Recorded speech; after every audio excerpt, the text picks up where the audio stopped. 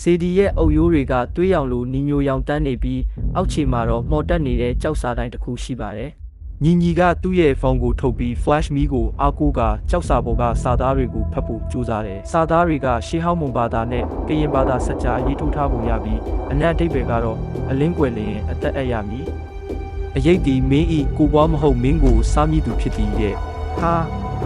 ကြည်စမ်းထက်အောင်ကြောက်စရာကောင်းအောင်ရေးထားတာပဲ။ဒါမျိုးမှဗီဒီယိုက view တက်မှာပို့လို့ညီညီကရေမောပြီးပြောလိုက်တယ်။ဒါပေမဲ့ထပ်အောင်ကတော့မရေနိုင်တော့ပါဘူး။သူကင်ထားတဲ့ကင်မရာ screen ကအတုံခါလာပြီးအဖြူမဲစင်းကြောင်းတွေပေါ်လာပါတယ်။ဟေ့ကောင်ငါကင်မရာတစ်ခုခုဖြစ်နေပြီးတော့တယောက်ယောက်ငါတို့ကိုစိုက်ကြည့်နေတယ်လို့ပဲလို့ထပ်အောင်ကတူတူလေးပြောလိုက်တယ်။ရုတ်တရက်ပဲသူတို့ယူလာတဲ့အားကောင်းတဲ့လက်နှိပ်တက်ပြီးနှစ်လက်စလုံးတောက်နဲ့မြည်ပြီးတပြိုင်နက်တည်းငိမ့်သွားပါတယ်။ဖုန်းမီးကိုဖွင့်ဖို့ကြိုးစားပေမဲ့ဖုန်းတွေကလည်းဘာကြောင့်မှမသိ restart ကျသွားခဲ့တယ်။ပတ်ဝန်းကျင်တစ်ခုလုံးပိမ့်ပိတ်အောင်မှောင်တိကျသွားတယ်လေ။အမှောင်ထဲမှာသူတို့နှစ်ယောက်စမ်းတဝဝနဲ့လက်ချင်းတွဲဖို့ကြိုးစားကြတယ်။ဒါပေမဲ့ညီညီစမ်းမိလိုက်တာကထပ်အောင်ရဲ့လက်မဟုတ်ပဲ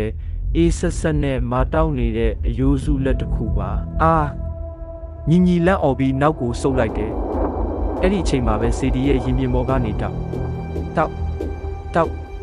ဆိုပြီးတစ်သားချောင်းနဲ့ကြောက်ပြားကိုခောက်တံမျိုးကိုအဆက်မပြတ်ကြားလာရတယ်။ညီညီရဲ့ဖုန်းမီးကခဏအကြာမှပြန်ပွင့်လာပါတယ်။သူဖုန်းမီးနဲ့ပတ်ဝန်းကျင်ကိုဝေကြည့်လိုက်တဲ့အချိန်မှာမြင်လိုက်ရတဲ့မြင်ကွင်းကသူ့ရဲ့သွေးတွေကိုခဲသွားစေပါတယ်။ထက်အောင်ဟာစေဒီရဲ့ငပြောမှုနားမှာတွဲလောင်းကြီးဖြစ်နေတယ်။ဒါပေမဲ့ကျိုးနဲ့ဆွဲထားတာမဟုတ်ပဲလေထဲမှာတစုံတစ်ယောက်ကမြှောက်ကင်ထားသလိုလေပင်ကနေတောင့်တင်းနေတာပါ။ထက်အောင်ရဲ့မျက်လုံးတွေကအပေါ်ကိုလန်တက်နေပြီးပါးစပ်ကနေအမြုပ်တွေထွက်နေပါတယ်။ထက်အောင်ရဲ့နောက်ွယ်ကနေခေါင်းပေါင်းအနက်ကြီးပေါင်းထားပြီးရှေးဟောင်းဝတ်စားတွေဝတ်ထားတဲ့အဖွားဦးတစ်ယောက်ဖြည်းဖြည်းချင်းထွက်လာပါတယ်။သူမကထက်အောင်ရဲ့ပခုံးပေါ်ကိုမေးတင်လိုက်ပြီးညီညီကိုလှမ်းကြည့်လိုက်တယ်။ညီညီမြင်လိုက်ရတာကလူမျက်နှာမဟုတ်ပါဘူး။မျက်လုံးနှာခေါင်းပါးစပ်လုံးဝမပါတဲ့ချုံးမွေးနေတဲ့အရေပြားပြည့်နဲ့မျက်နှာပြင်ကြီးပါ။အဖွားဦးကသူမရဲ့လက်သေးရှည်ကြီးတွေနဲ့ထက်အောင်ရဲ့ရင်ဘတ်ကိုပုတ်တက်ရင်းညီညီရဲ့နားထဲမှာအကွဲကွဲအတန်ကြီးနဲ့ဟိန်းထွက်လာတယ်။ညီညီဘာကိုမှမစင်စားနိုင်တော့ပဲတောင်အောက်ကိုလှိမ့်ဆင်းပြေးခဲ့ပါတယ်။လမ်းတစ်လျှောက်တကိုင်းတွေချစ်လို့မျက်နှာမှာတွေးချင်းချင်းနေပေမဲ့သူနောက်လက်မကြည့်ရတော့ဘူး။သူ့အနောက်ကနေအဖွားအိုရဲ့တဟာဟာရေတန်ကြီးနဲ့တောက်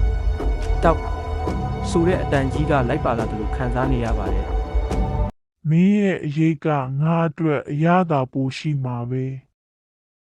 မြို့လန်ဝေးတောနဲ့ထဲဝဲခရီးတဲ့နှူးညစ်တာကလန်မြိုင်ချေသေရွက်တန်ကြောက်လေအေးကချောက်ကျေရောက်မမြင်အမောင်ကဖုံးရင်ခုန်သမ်းမြန်တညရာကြောက်မနဲ့ရောက်ပါစေဆူတောင်းရသည်